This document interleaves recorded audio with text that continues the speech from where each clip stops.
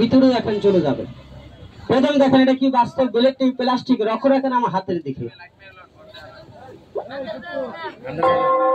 এটা কি দেখা যায়? চলো একসাথে।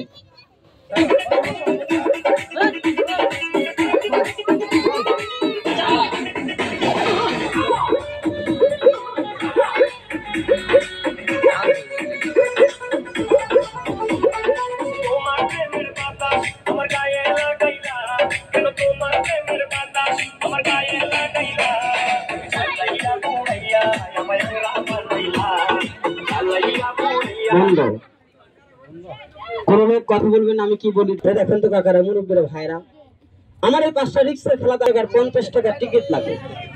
আমি ভাই আপনাদের কাছে 100 টাকা 50 টাকা চাচ্ছি না, আরে মনে খুশি আমাদের খাবার জন্য 100 টাকা 200 টাকা দিয়ে তারপরে খেলা করে দেখেন আসতে।